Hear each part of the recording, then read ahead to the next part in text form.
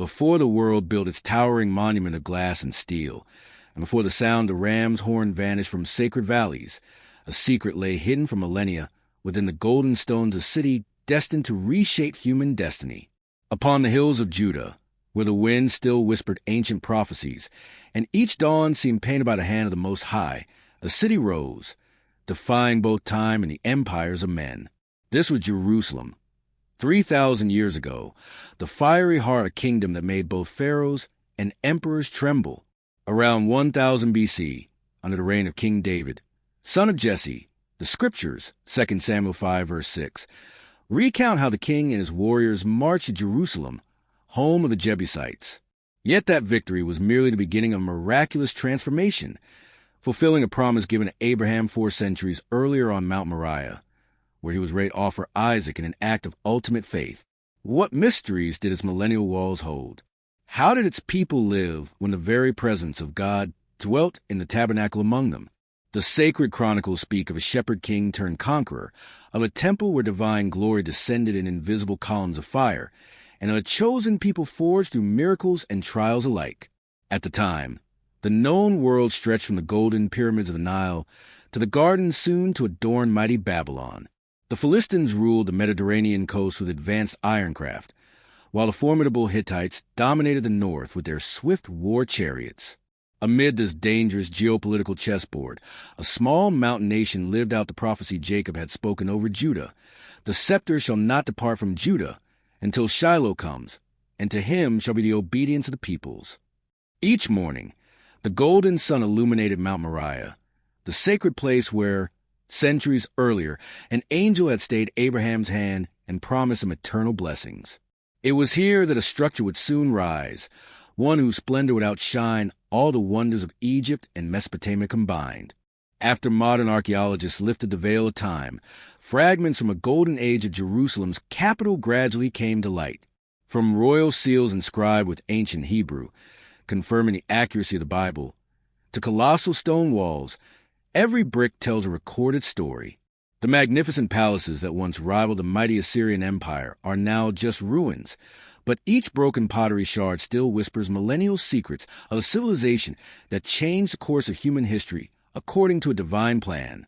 According to 1 Chronicles 11, verse 7, David himself named this fortress the City of David. 3 millennia ago, when God's eternal promises materialized in stone and purified bronze, Jerusalem was a vibrant city. Every cobbled street resonated with sacred chants, connecting the earthly with the heavenly. It was the 15th year of the reign of David, the humble shepherd from Bethlehem, who had defeated giants and conquered hearts according to God's will. Jerusalem had just been liberated from the hands of the Jebusites. History records that this was a conquest that was humanly almost impossible, yet divinely inevitable. The city, situated on a strategic rocky ridge between the Kidron Valley and the Central Valley, was once an impregnable natural fortress. The arrogant Jebusites had declared, "You will not get in here. Even the blind and the lame can easily repel you." 2 Samuel 5, verse 6. However, David knew a strategic secret revealed by God, an underground water tunnel snaking beneath the ground. This lifeline became the enemy's fatal vulnerability. Despite the Jebusites' arrogant challenge, David's general, Joab, bravely crawled through that narrow, dark tunnel. He was the first to enter the city, paving the way for a surprise attack. The legendary fortress, which had withstood generations of sieges, finally fell to a handful of courageous Hebrew warriors, guided by the invisible but powerful hand of God. 15 years after that great conquest, Jerusalem had been completely transformed.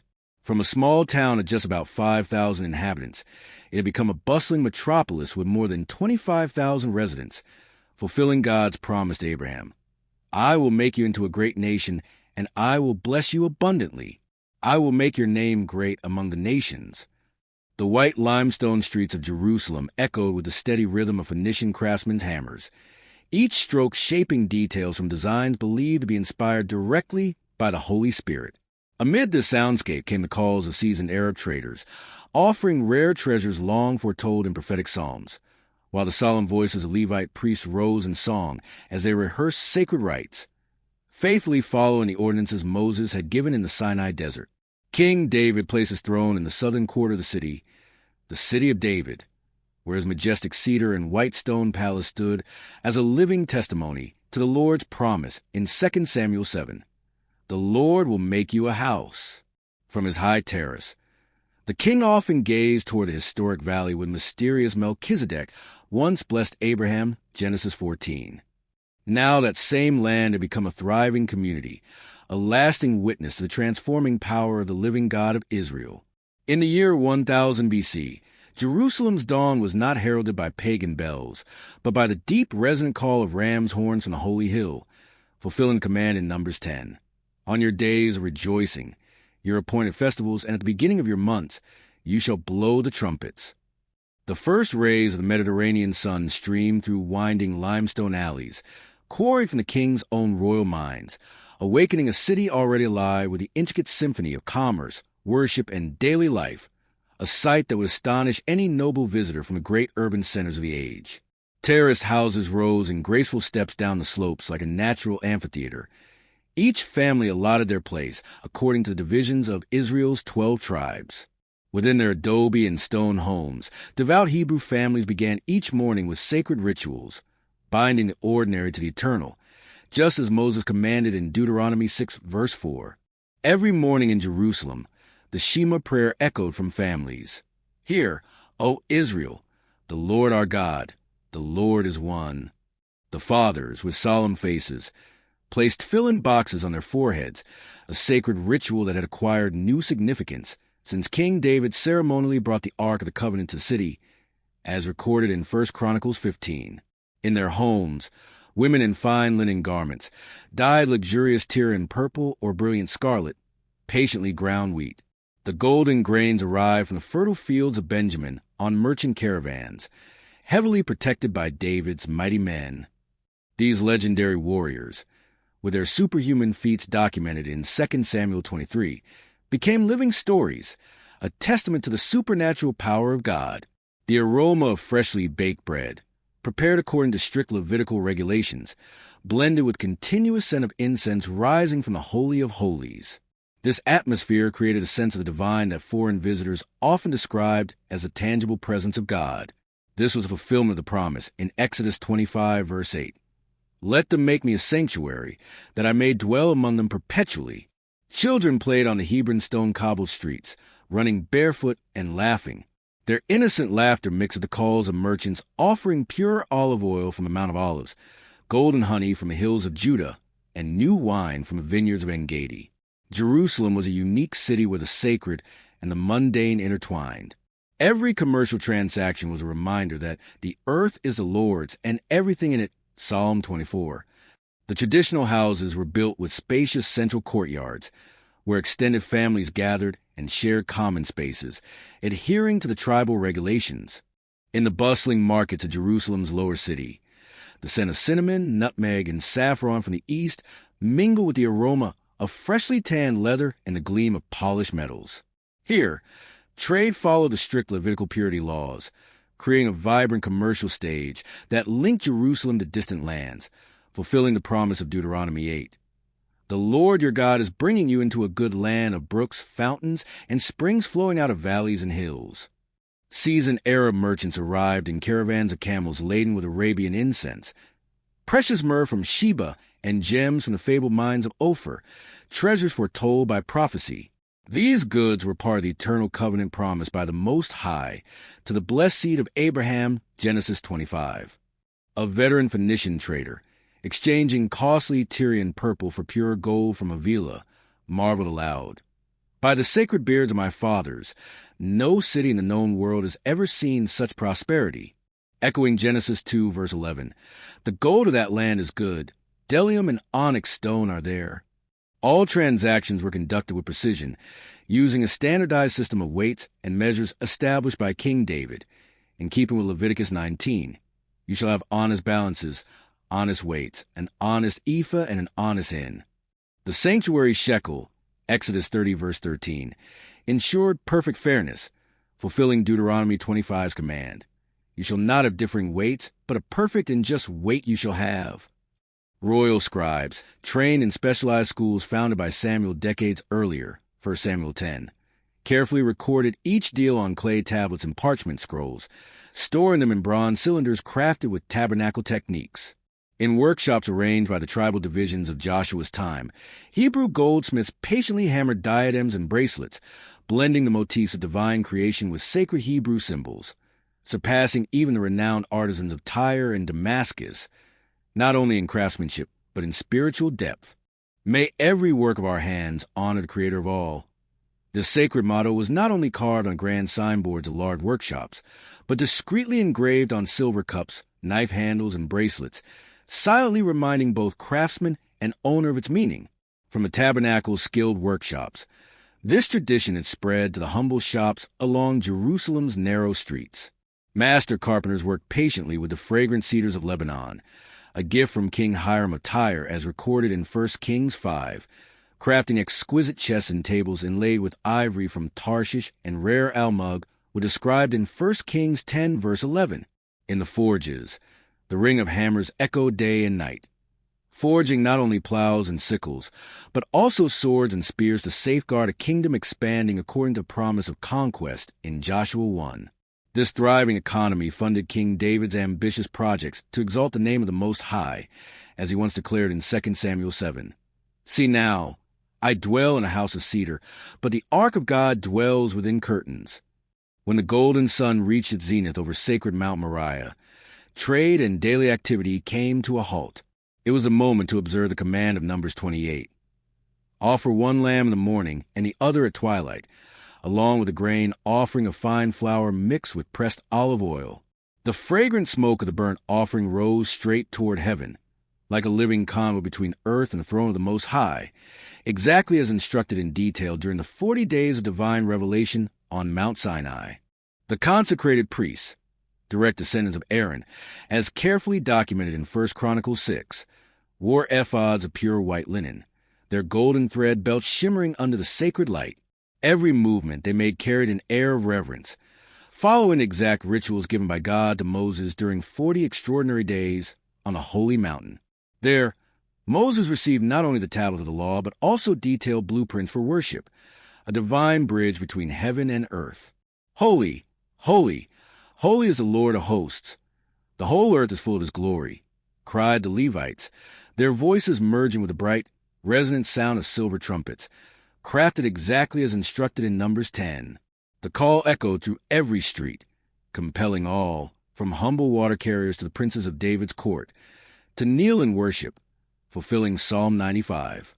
Come, let us bow down and worship. Let us kneel before the Lord our Maker. The scene astonished foreign envoys, long accustomed to silent idols of lifeless gold and silver in their own temples. Here in Jerusalem, they witnessed a living fulfillment of Exodus 19, verse 6. You shall be to me a kingdom of priests and a holy nation. In the tabernacle, rebuilt with materials more splendid than those of the desert, yet still faithful to the exact measurements of Exodus 25, the Ark of the Covenant rested in the Holy of Holies. 2 cherubim of solid gold spread their wings protectively over the mercy seat, having witnessed miracles so great that scribes recorded them with trembling hands. When the high priest entered before the Lord, the glory filled the space so intensely that standing was nearly impossible. The Levites whisper the day the ark was brought from Kiriath Jearim, as in 1 Chronicles 13, when the divine cloud filled the temple exactly as written in 1 Kings 8 verse 10. Every daily ritual followed the heavenly pattern shown to Moses, just as Hebrews 8 verse 5 declares. At the break of dawn, Jerusalem stirred in anticipation for the morning sacrifice, as commanded in Exodus 29. The soft footsteps of priests echoed over the stone pavement, bearing fine flour mixed with oil and fragrant incense, as prescribed in Leviticus 2. By midday, smoke from the burnt offerings curled upward, blending with the winds from the hills of Judah. And when the evening shadows grew long, the final ceremonies began, the golden hue of sunset bathing every rooftop, transforming the city into a living sacred painting. Each ritual was a perfectly woven symphony, the chants from 1 Chronicles 16 merging with instruments designed by King David, 2 Chronicles 7, synchronized with the sacred gestures ordained in Leviticus. The air seemed to lift worshippers beyond the bounds of time, into a glimpse of eternity. But life here 3,000 years ago was more than solemn rites and bustling commerce. On stone-paved squares and in the wide courtyards of noble homes, built according to the urban codes of Deuteronomy, a vibrant social culture thrived. It was a living proof of the promise in Genesis 12, where a wandering people had become a prosperous nation. In golden afternoons, the elders of Israel sat beneath ancient oaks at the city gates, where justice was carried out according to Moses' law. These courts operated under the system Jethro advised in Exodus 18, choosing men of integrity, truthfulness, and disdain for greed to lead in ranks of thousands, hundreds, fifties, and tens. The principal justice, and only justice, from Deuteronomy 16, verse 20, was their compass, guiding rulings on boundary disputes, Deuteronomy 19, marriage contracts, Deuteronomy 24, and trade conflicts arriving from across the kingdom conquered by Joshua. The royal scribes, well-versed in Hebrew wisdom from Proverbs and insights borrowed from neighboring cultures, all filtered through divine revelation, recorded not only official transactions, but also poetry, historical chronicles, and scholarly treatises that became the foundation of the wisdom literature flourishing under Solomon. Even King David himself was celebrated as a master poet and musician, just as 1 Samuel 16, verse 18 recounts. I once encountered a young man, the son of Jesse of Bethlehem, who was not only gifted with a harp, but also a man of unmatched courage, seasoned in battle. His words carried wisdom, his face shone with dignity, and above all, the presence of the Lord was with him. His songs echoed not only in the marble halls of palaces, but also in the humble tents of shepherds, just as Psalm 147, verse 7 declares, Sing to the Lord with thanksgiving. Make music to our God on the harp. These were not mere human verses, but melodies breathed by the Almighty, carrying messianic prophecy treasured by generations. In Jerusalem, noble women often gathered in their family courtyards, weaving with exquisite techniques passed down from Exodus 35, exchanging recipes that preserved the purity laws of Leviticus 11, and discussing child-rearing rooted in Deuteronomy 6, verse 7. You shall teach them diligently to your children. The question from Proverbs 31, who can find a virtuous woman, was not just wisdom literature, but a living portrait of women such as Abigail, 1 Samuel 25, Bathsheba, 2 Samuel 11, and the wives of David's mighty men, 2 Samuel 23, who managed vast estates and wielded discreet yet effective political influence, continuing the legacy of the matriarchs, young men from influential families trained in military camps outside the city. There, they mastered bronze swords, composite bows, battlefield tactics, cartography, and diplomacy. They grew up knowing they were heirs to promises given to Abraham, Isaac, and Jacob. As the seasons shifted over the hills of Judah, life in the holy city followed rhythms established by divine decree in Genesis 1, verse 14, where agricultural cycles intertwined with the sacred feasts of Leviticus 23. During Passover, the city's population swelled tenfold as pilgrims from all 12 tribes arrived to commemorate the exodus from Egypt as commanded in Exodus 12. In their hands were spotless lambs, ready to be offered in the tabernacle according to the sacred standard of Exodus 12, verse 5, a timeless ritual binding generation to generation. Israeli fathers told their children stories of the wonders the Most High performed in Egypt.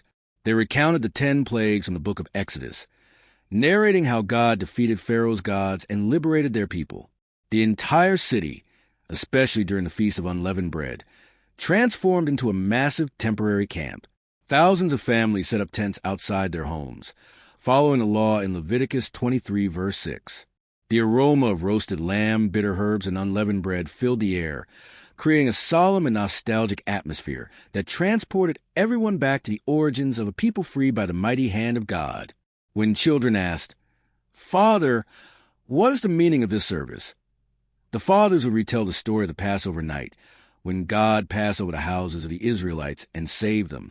This narrative was not just a history lesson, but also a reminder of gratitude for God's deliverance.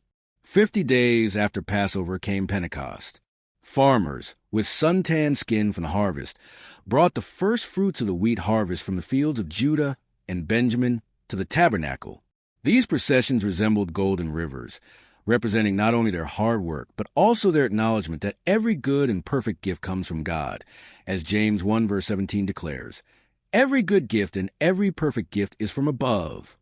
These sheaves were tangible evidence of fulfilled promises, each grain of wheat a declaration that the God of Israel was faithful to his covenant. But the spiritual and festive peak was the Feast of Tabernacles.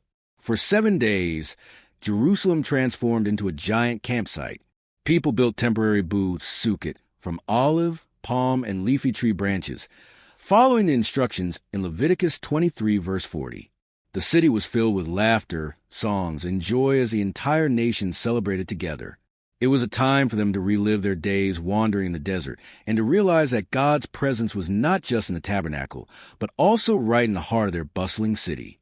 The makeshift booths erected during the feast brought back memories of the 40 years of wandering in the wilderness, as told in the book of Numbers. But now, instead of a barren desert, they stood tall in a thriving city, living proof that the promises made to the patriarchs in Genesis 12, 15, and 17 had come to pass. Levitical priests, holding torches, led processions through the cobblestone streets at night, streams of golden light flowing like rivers of fire. The music of harps, tambourines, and cymbals filled the air until dawn, mingling with the laughter and dances of all generations, hearts rejoicing in fulfillment of ancient prophecies. Yet behind the joy and prosperity, Jerusalem of 3,000 years ago also guarded shadows of intrigue and trial. In palace corridors paneled with cedar and scented with Arabian incense, schemes unfolded, no less complex than those in Babylon or Egypt. But here they bore a divine dimension, for this was a kingdom established by the Lord himself. David's sons, raised in abundance but mindful of the promise of an eternal dynasty, 2 Samuel 7 verse 12, began to reveal ambitions that troubled the prophets. Absalom, strikingly handsome, his hair weighing 200 shekels when cut each year, 2 Samuel 14 verse 26, strolled through the city gates, his charm veiling a thirst for power. David's weathered face, marked by war, stood in stark contrast, recalling the warning in 1 Samuel 16 verse 7, that the Lord looks at the heart, not outward appearance. Joab, the undefeated general who had conquered Jerusalem, 1 Chronicles 11, and extended its borders from Dan to Beersheba, started to exert influence beyond the military loyalty defined in the war codes of Deuteronomy 20. His veterans, men hardened by campaigns to Damascus and the Euphrates, 2 Samuel 8, were as devoted to him, if not more so, than to the king himself, a dangerous breach of the unity principle in 1 Chronicles 12 verse 18. In synagogues springing up across neighborhoods, patterned after the Levites' instructions in 1 Chronicles 23, scribes engaged in heated debates over the nature of Davidic kingship. Some asked, "Can a king who has shed so much blood in the Lord's battles build a house of the Most High?" The question grew heavier after the revelation in 1 Chronicles 22 verse 8. "You have shed much blood and have waged great wars. You shall not build a house for my name." These silent frictions beneath Solomon's golden age were not minor cracks, but warnings of storms that could shake the very foundations of the holy city and the Davidic covenant. A few perceptive prophets, with almost supernatural intuition, sensed the storm scent hidden within the incense of sacred offerings, though none imagined the wind would rise from within David's own household. Jerusalem, once accustomed to the sound of victory songs, now began to feel the inner fractures that long-held power inevitably brings. The wise still echoed the warning. Pride goes before destruction and a haughty spirit before a fall, a truth later recorded in Proverbs 16 verse 8. At the moment when the city seemed to stand at the peak of earthly glory and divine favor, a winter night became the turning point of destiny, not just for Jerusalem, but for the entire human story, in accordance with the eternal plans revealed in Scripture. That night, David lay sleepless in his palace, eyes fixed on the star-filled sky above Mount Moriah. In his heart stirred a deep burden, far beyond the triumphs recorded in 2 Samuel and the political successes documented in 1 Chronicles. He said to the prophet Nathan, according to 2 Samuel 7 verse 2, "Here I am, dwelling in a house of cedar, while the ark of the covenant of the Lord Almighty remains under curtains. How can I rest in a secure palace while his dwelling place is but fabric walls?" What seemed like a simple statement was in fact a seated decision that would forever reshape the spiritual face of Jerusalem, aligning with the Most High's eternal designs. Meanwhile, Nathan was awakened by a supernatural vision that shook him to the core. 2 Samuel 7 verse 4. He rushed to the palace bearing a message that would shake the known world and establish an everlasting covenant that would transcend all human history. This was a revelation of the Davidic covenant, 2 Samuel 7 verses 8 to 16, a promise that would link David's earthly throne to the eternal messianic kingdom. The Lord declared, "I took you from the pasture, from tending the flock, to make you ruler over my people Israel." Yet what followed would surpass all human expectations. When David's final years drew near and he prepared to rest with his forefathers, a sacred promise was spoken into the stillness of the night. The voice of the prophet Nathan, echoing like heavenly thunder, delivered God's words. "Your son, born of your own body, will succeed you, build a house for my name, and I will establish his throne forever." 2 Samuel 7 verse 13. In that declaration lay centuries of messianic hope, a vision of a kingdom unbound by time, foretold by Isaiah, Jeremiah, and the prophets to come. David fell prostrate before the Ark of the Covenant, his tears mingling with memories. The valley of Elah where he struck down Goliath, 1 Samuel 17, the caves of Adullam where he forged his mighty men, 1 Samuel 22, and the hills of Judah where he learned that true power rests not in armies, but in the blessing of the Most High. That same night, as David prayed according to the ordinances, 1 Chronicles 16, preparations began for a structure unlike any the world had ever seen.